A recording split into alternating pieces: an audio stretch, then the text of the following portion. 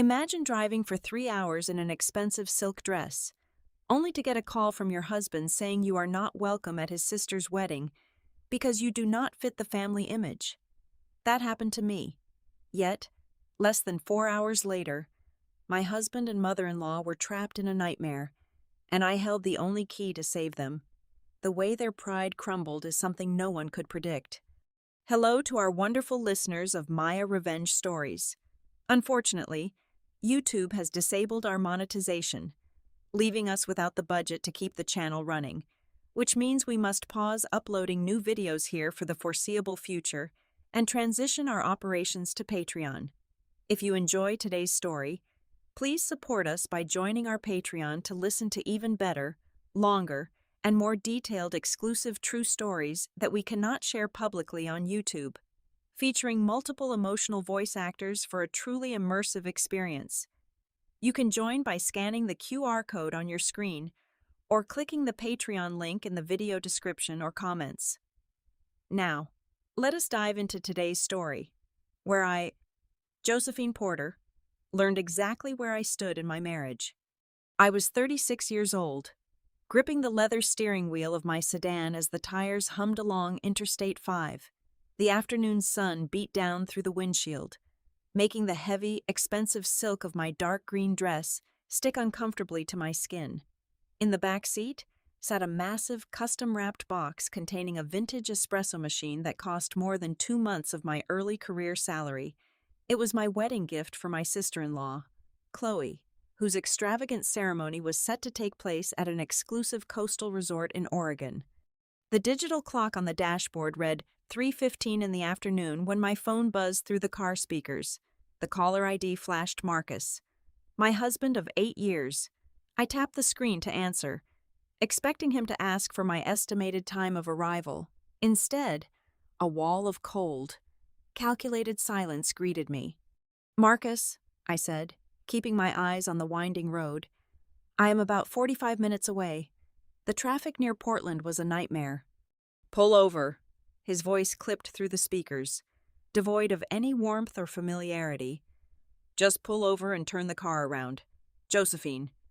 I blinked, the glare of the sun suddenly feeling blinding. "What are you talking about? I am almost there. Did something happen with the venue?" "Nothing happened with the venue," he sighed, the sound sharp and exhausted, as if speaking to me was a tremendous burden.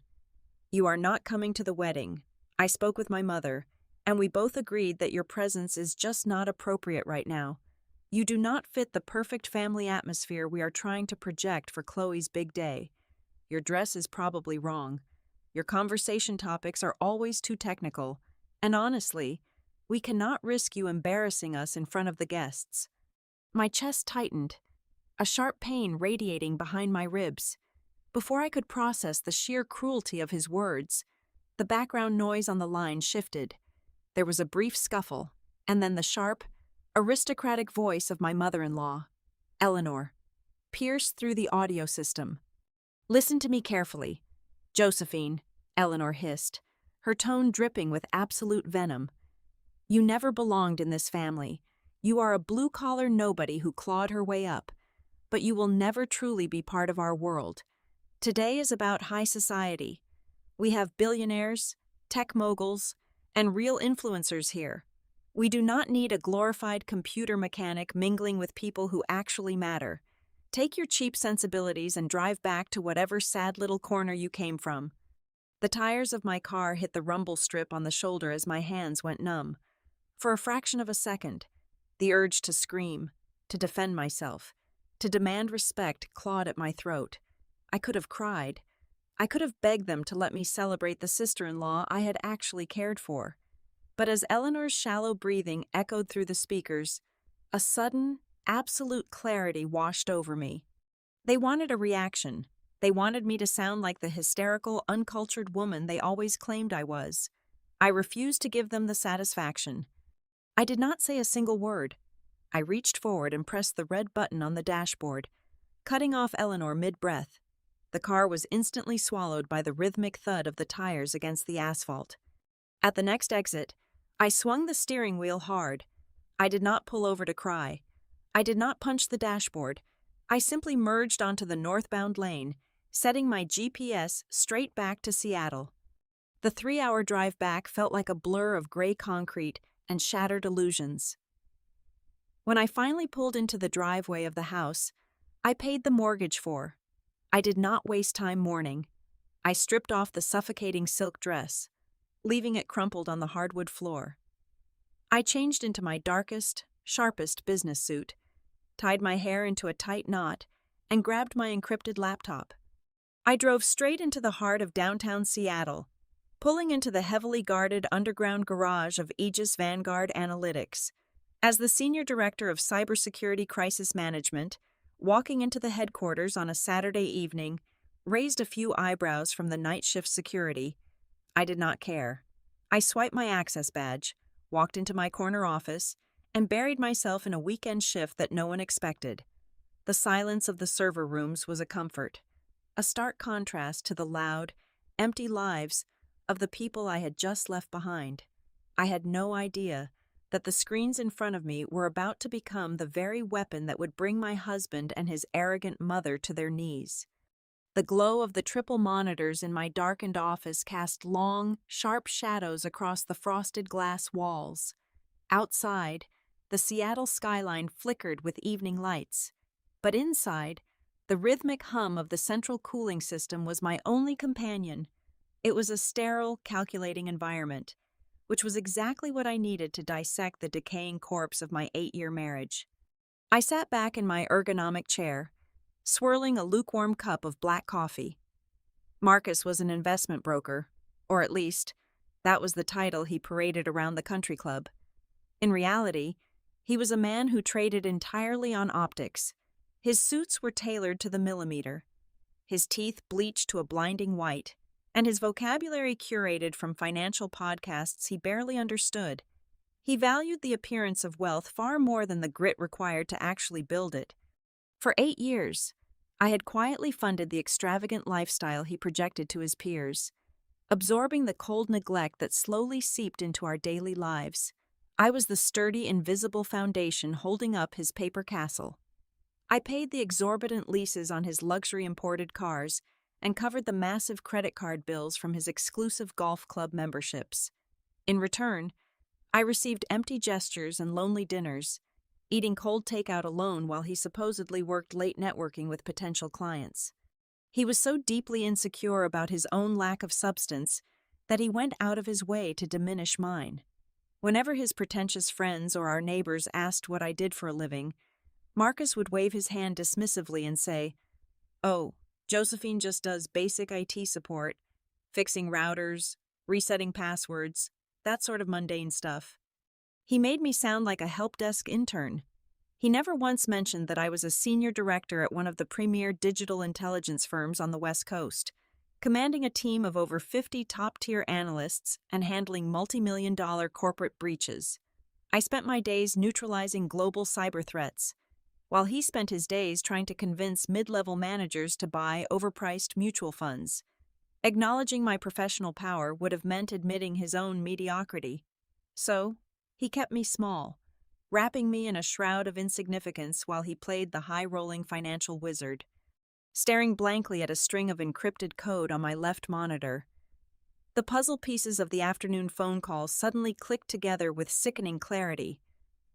This was never about my green silk dress or my supposedly technical conversation topics. It was about Victoria. Victoria was the youngest daughter of a Silicon Valley tech billionaire, a man whose portfolio could buy and sell Marcus and his entire brokerage firm 10 times over. I remembered Marcus mentioning that her father was the guest of honor at Chloe's wedding, a very important person among the elite. More importantly, I remembered a conversation I had accidentally overheard between Marcus and Eleanor 3 weeks ago. They were whispering in the kitchen about seating arrangements, laughing softly. Eleanor had been the architect of this entire scheme. She had manipulated the floor plan to ensure Marcus was seated right next to Victoria at the head table, far away from the married couples and safely positioned in the high-net-worth singles section. I was not just an embarrassment to them, I was an active obstruction. Marcus wanted to play the role of the charming, unattached gentleman, free to flirt and network his way into a billionaire's inner circle.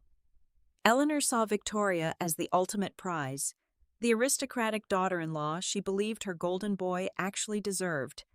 To execute their delusion, they needed me erased from the narrative entirely. The wedding was merely their stage, and I had just been unceremoniously written out of the script. A strange, hollow sensation washed over me, completely devoid of tears.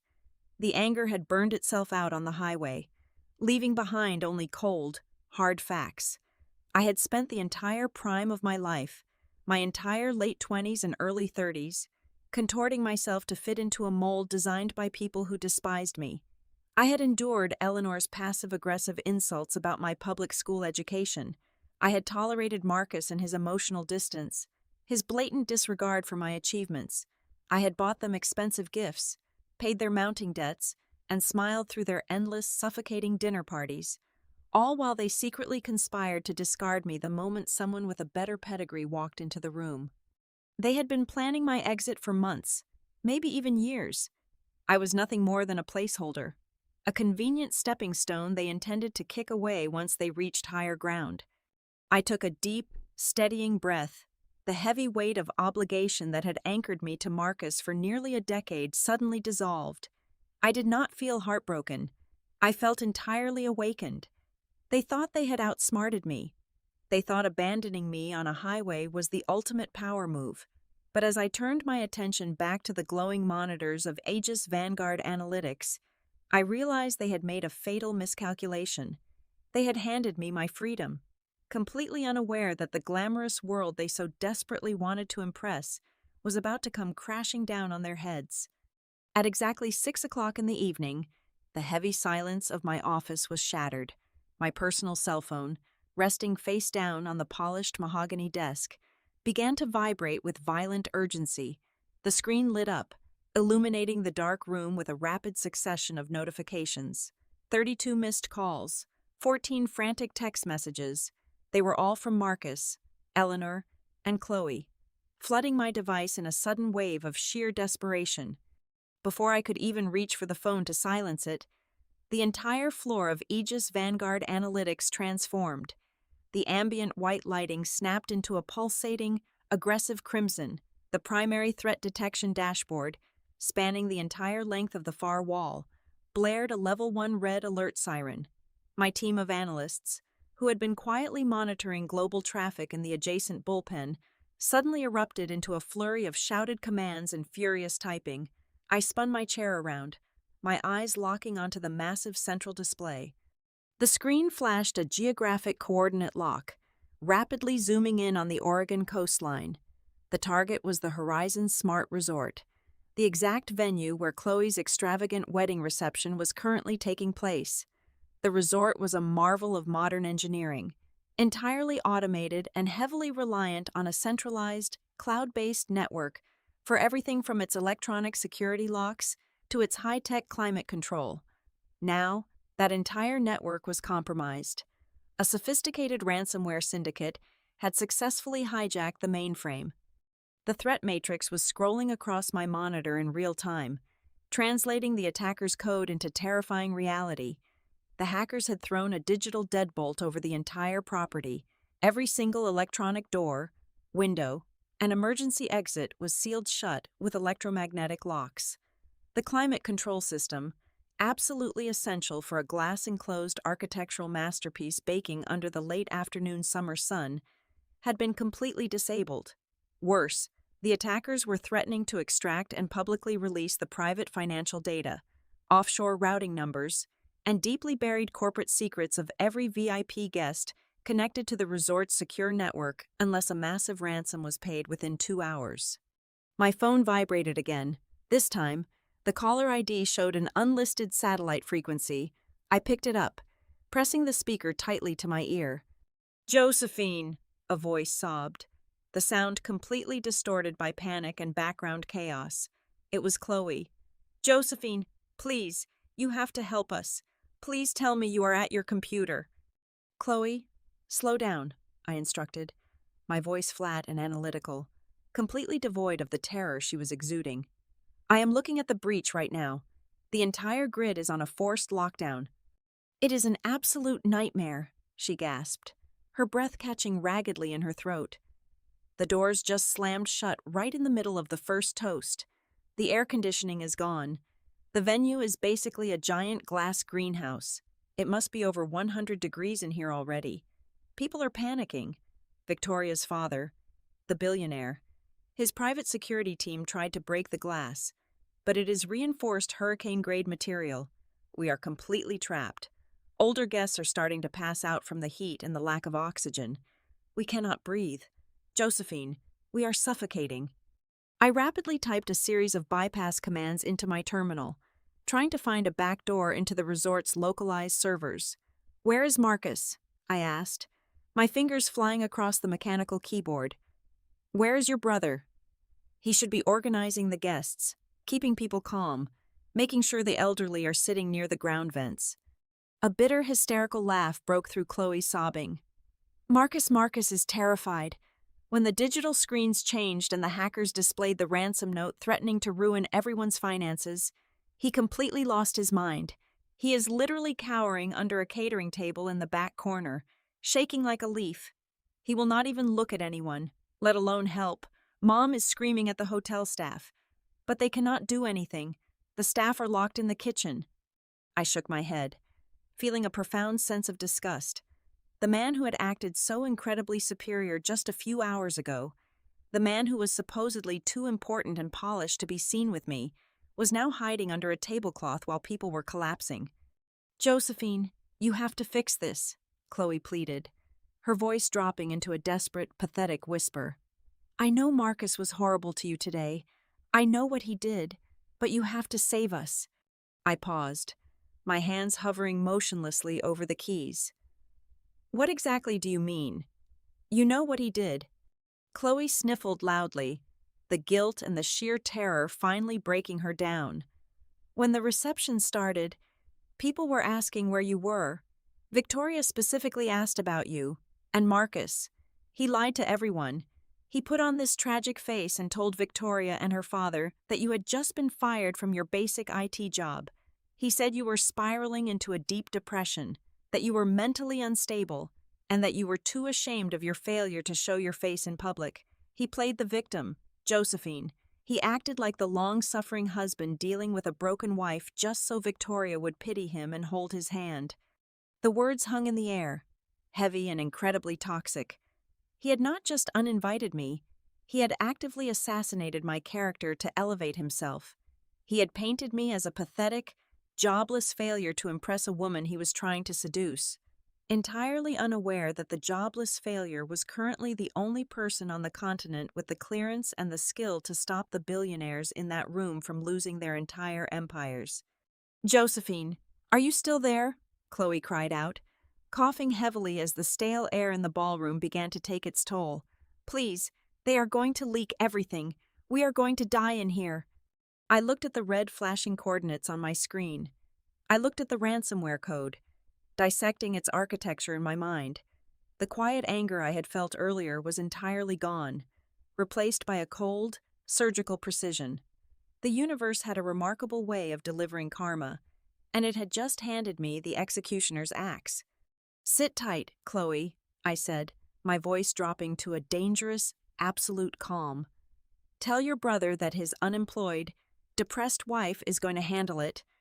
I severed the connection, stood up from my desk, and slammed my hand down on the emergency override button, instantly mobilizing my entire tactical cyber division. Within 60 seconds of hitting the emergency override, I was standing on the windswept roof of the Aegis Vanguard Tower. The heavy, rhythmic thumping of our twin-engine tactical helicopter drowned out the city noise below. I strapped myself into the leather jump seat, surrounded by 6 of my best rapid response engineers. They were fully kitted out in black tactical gear, carrying ruggedized servers, satellite uplinks, and military-grade decryption hardware. I had swapped my tailored blazer for a reinforced Aegis windbreaker. My hair pulled back tightly, my eyes locked onto the glowing tactical tablet strapped to my thigh. The flight to the Oregon coast would take exactly 38 minutes at maximum velocity. As we tore through the darkening evening sky, skimming just above the churning waters of the Pacific Ocean, I initiated an aggressive breach of the external firewall, guarding the closed-circuit television system of the Horizon Smart Resort. If the hackers thought they had locked me out completely, they vastly underestimated the backdoor protocols my firm had designed specifically for these high-stakes scenarios. I bypassed their secondary digital tripwires and pulled up the live, high-definition security feeds from inside the grand ballroom. The scene displayed on my tablet was a vivid portrait of high society chaos. Men in custom-tailored tuxedos had stripped off their jackets, their expensive dress shirts completely soaked in sweat. Women in heavily beaded designer gowns were fanning themselves desperately with gold-leafed wedding programs, their immaculate makeup melting down their faces. The ambient temperature reading on my telemetry dashboard showed it was 95 degrees inside the sealed glass structure, and it was climbing steadily by the minute. Oxygen levels were dropping fast, turning the opulent venue into a suffocating greenhouse. Through the resort's hardwired emergency public address system, which operated on a separate analog circuit immune to the digital lockout, the billionaire resort owner had managed to establish a secure line to the state governor's office. I patched into the audio feed just as Victoria's father grabbed the main microphone on the wedding stage. His booming, authoritative voice echoed through the stifling ballroom, commanding instant silence from the panicking, breathless elite. "Everyone, I need you to please remain calm and conserve your energy," the billionaire announced, wiping heavy beads of sweat from his forehead with a handkerchief. "I have just gotten off the emergency line with the Federal Cyber Task Force. The government has escalated our situation to the highest priority.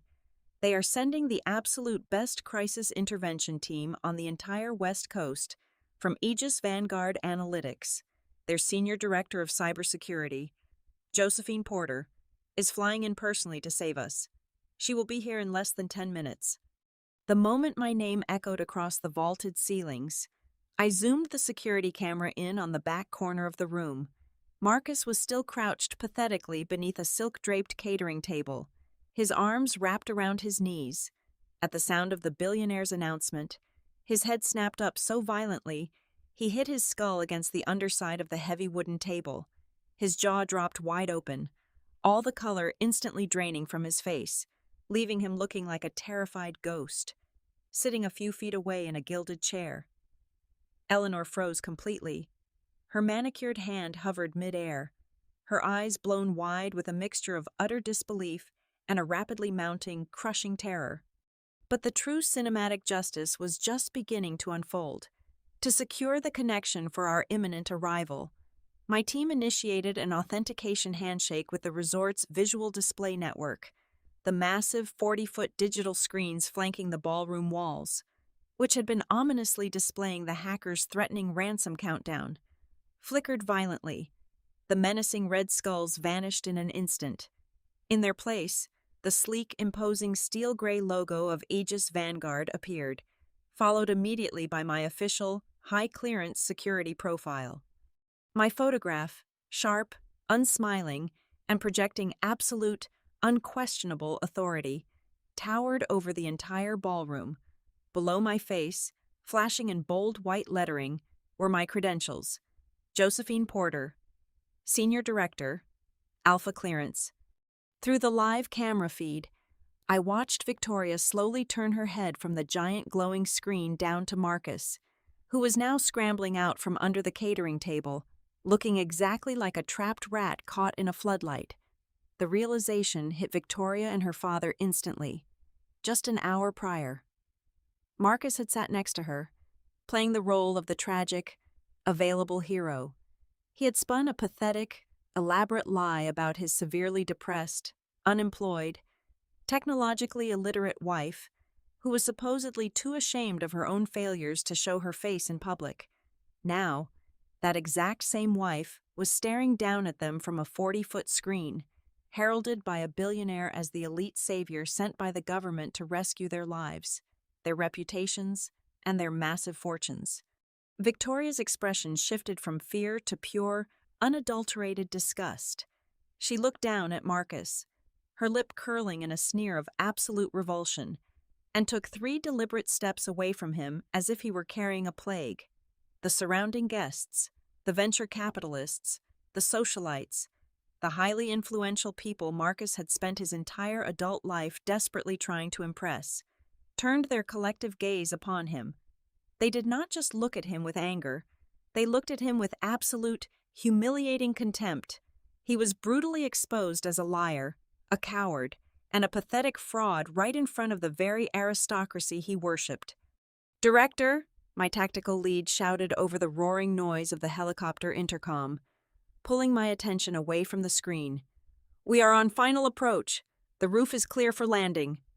"Bring us down hard," I ordered, unbuckling my safety harness and grabbing my encrypted terminal. The helicopter banked aggressively, the powerful rotors sending a massive shockwave of wind across the resort's glass roof as the landing gear slammed heavily onto the reinforced helipad. The tactical team breached the rooftop access door with a localized magnetic pulse, shattering the hacker's electronic deadbolt in a mere fraction of a second. We descended the maintenance stairwell in a tight, disciplined formation, our heavy tactical boots echoing loudly against the concrete as we bypassed the panicked crowds and headed straight for the central server floor overlooking the main ballroom. I pushed open the heavy oak double doors to the mezzanine control room. The air inside the venue was thick, stifling, and heavy with the scent of fear, stale champagne, and expensive perfume. Down below, the crowd parted like the Red Sea as my heavily armed tactical team secured the perimeter, their laser sights sweeping the room. Marcus, seeing my physical arrival, completely lost whatever tiny shred remained of his dignity. He broke through the protective line of the crowd, his tailored tuxedo wrinkled and heavily stained with nervous sweat. His eyes were wide and pleading. He reached out his hand, opening his mouth to speak, to claim me, to somehow attach himself to the sudden, overwhelming aura of power and salvation I commanded in that room. Right behind him, Eleanor was stumbling forward, her arrogant, aristocratic posture completely shattered, her face a tragic mask of panicked desperation. I did not even break my stride. With a cold, mechanical precision, I walked straight past them. I let my shoulder brush past Marcus with the exact same casual indifference one might show to a misplaced piece of furniture in a busy hallway. I did not look at him. I did not look at Eleanor. My eyes remained locked entirely on the master control terminal at the center of the room. To me, they were no longer my husband and my mother-in-law. They were not even people. They were simply irrelevant background noise in a room where I was the only one holding the keys to their survival. I stepped up to the main console, plugged in my decryption drive, and prepared to tear the hacker's kingdom to the ground. My fingers moved across the master control terminal with practiced, ruthless efficiency. I bypassed the final encryption block in exactly 4 minutes and 20 seconds.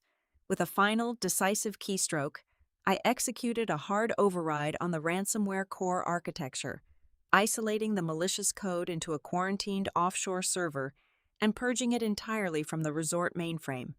Instantly, a heavy, mechanical clunk echoed through the grand ballroom as the electromagnetic locks on every single door and window simultaneously disengaged. A split second later, the massive industrial air conditioning units roared back to life, blasting glorious, freezing air down upon the suffocating crowd. The menacing digital threat screens flickered one last time before returning to the soft, elegant floral patterns of the wedding reception. I had successfully locked down the network. Not a single byte of VIP financial data had been leaked. The silence in the room was absolute for exactly 3 seconds before the entire crowd erupted. Billionaires, socialites, and powerful venture capitalists threw their hands in the air, cheering and clapping with a deafening roar that shook the glass walls. Local news crews, who had somehow managed to breach the lobby perimeter the moment the doors unlocked, flooded into the ballroom with their heavy cameras rolling. The rapid flashing of press photography illuminated the sprawling space. This was Marcus's cue. Seeing the media cameras, the opportunistic parasite inside him was instantly resurrected. He straightened his sweat-ruined tuxedo, plastered on a sickeningly proud, camera-ready smile, and aggressively shoved his way through the cheering crowd. He practically sprinted toward the mezzanine control deck, throwing his arms open wide, ready to pull me into a passionate, triumphant embrace for the evening news broadcast. He wanted to claim my victory. He desperately wanted the world to see him as the loving, supportive husband standing proudly behind the brilliant savior of the hour. I did not even blink. As he lunged forward, I took one deliberate, freezing step backward. I raised my right hand, giving a sharp, silent tactical signal to my security lead. Instantly, two heavily armored Aegis operatives stepped directly between us, crossing their heavy rifles like an impenetrable steel wall right into Marcus's chest. The physical impact knocked the breath out of him, completely shattering his manufactured smile in front of a dozen different camera lenses.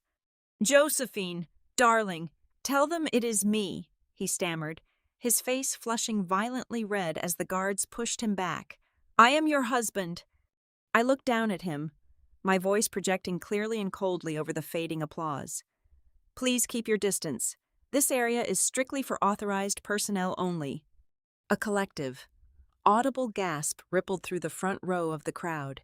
The absolute dismissal was broadcast live, capturing the exact, humiliating moment his fragile ego fractured into a million pieces. He stood there, completely paralyzed, looking like an absolute fool. Seeing her golden boy publicly rejected, Eleanor panicked. The sheer force of the shifting social pressure was crushing her. She scrambled forward, clumsily adjusting her designer pearls. Her face twisted into a pathetic, groveling mask of fake affection. "Josephine, dear," Eleanor choked out, her voice trembling as she tried to salvage whatever microscopic shred of dignity they had left in front of the cameras. "There has been a terrible misunderstanding today. We were just so incredibly stressed about the wedding. Please, let us just go home and talk about this quietly as a family." Before I could even formulate a response to her absurd, insulting hypocrisy, a heavy, commanding voice cut through the tension. It was the billionaire resort owner, Victoria's father. "A family," he echoed, his tone dripping with acidic sarcasm. He stepped forward from the crowd, his imposing presence forcing Eleanor to shrink back in terror. "That is absolutely fascinating, Eleanor, because less than 2 hours ago, I distinctly recall you and your son sitting at my VIP table, loudly proclaiming that this brilliant director was a mentally unstable, unemployed embarrassment who dragged down your prestigious bloodline. You called her a blue-collar nobody who did not belong in high society. Was that not your exact phrasing?" Eleanor opened her mouth, but no sound came out. She looked around frantically, but the surrounding elite guests were glaring at her with unveiled disgust. In their cutthroat world, incompetence was a sin, but being exposed as a social climbing fraud was an absolute death sentence. "You people are a spectacular joke," the billionaire scoffed loudly, ensuring every single camera caught his final verdict. He turned his back on them completely, offering me a deeply respectful nod before walking away to speak with the press. Eleanor physically staggered, humiliated beyond repair, while Marcus stood frozen in profound, inescapable disgrace.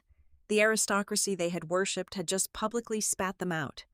As the crowd began to disperse, funneling toward the exits to catch their breath, I felt a timid tug on my windbreaker sleeve. I turned to see Chloe. Her expensive wedding dress was ruined, and her face was stained with heavy tears of genuine remorse. She pulled me into a quiet, shadowed alcove away from the flashing lights. "I am so sorry, Josephine," she whispered, her hands shaking violently as she held out her unlocked smartphone. "I know this is not the right time, but while we were trapped, I was using Marcus's tablet to try and find an emergency cellular signal. I found his private financial inbox open. You need to see this right now." I took the phone. It was a digital receipt from a predatory offshore lending firm. I read the text, and my blood turned to absolute ice.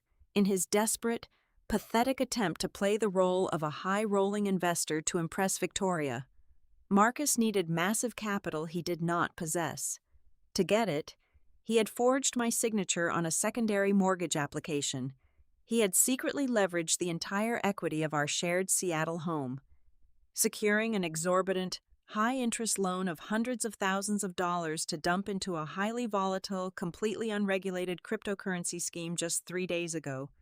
He had not just tried to replace me, he had stolen my financial security to fund his delusion. I handed the phone back to Chloe, perfectly calm. The final piece of the puzzle had just dropped right into my hand, and it was time to end him completely. The grand ballroom slowly emptied as the exhausted guests were evacuated by local authorities. I packed my decryption drive and stepped into an isolated VIP lounge to brief my tactical team. As the heavy wooden door clicked shut behind me, the unmistakable sound of frantic footsteps echoed from the corridor. Marcus practically threw himself into the room.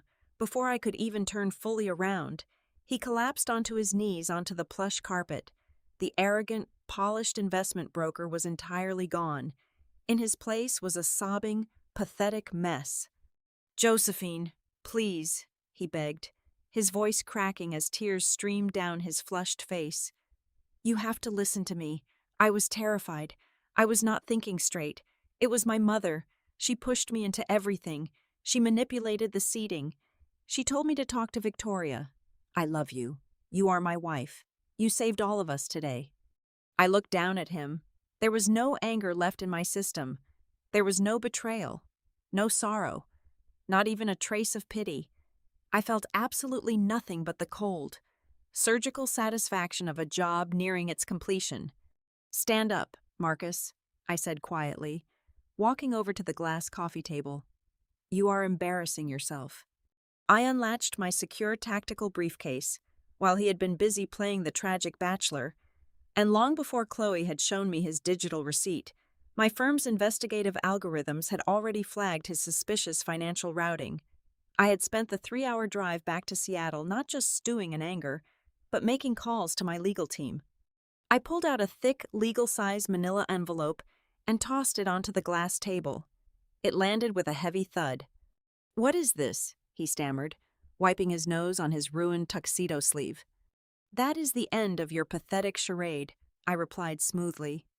"Inside, you will find a fully executed petition for divorce, signed by me.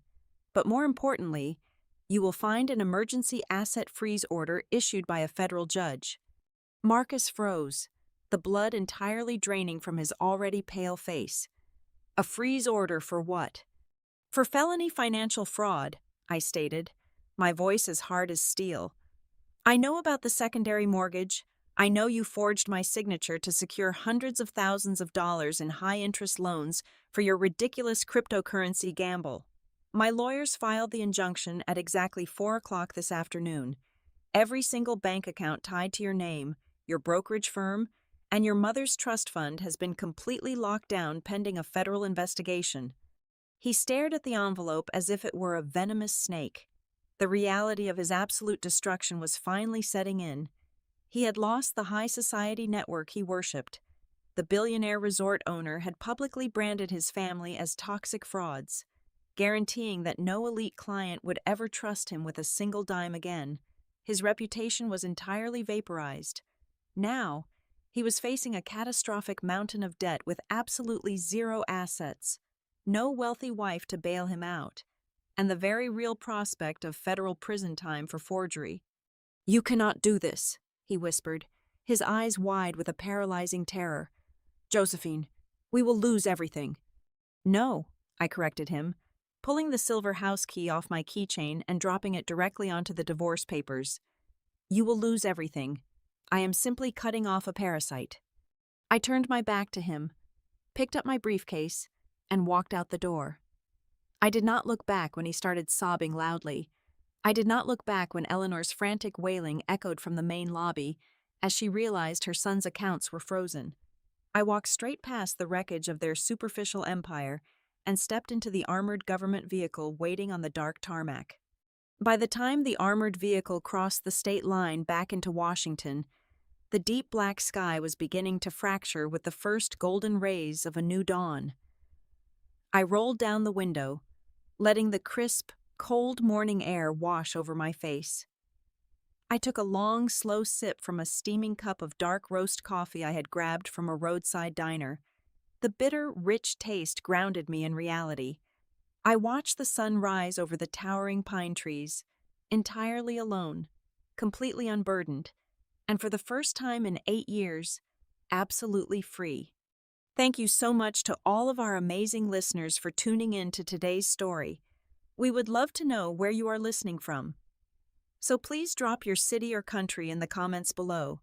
If you enjoyed today's journey, we want to remind you that YouTube has turned off our monetization, meaning we absolutely cannot upload new videos here for the foreseeable future. We are transitioning our operations entirely to Patreon. Please help us keep the channel alive by joining our Patreon, where you can listen to our very best, exclusive, true-life extended stories that are simply too detailed and intense to publish on YouTube. You can easily join by scanning the QR code right on your screen or by clicking the Patreon link in the description or the pinned comment. Thank you again for your endless support, and we will see you over on Patreon.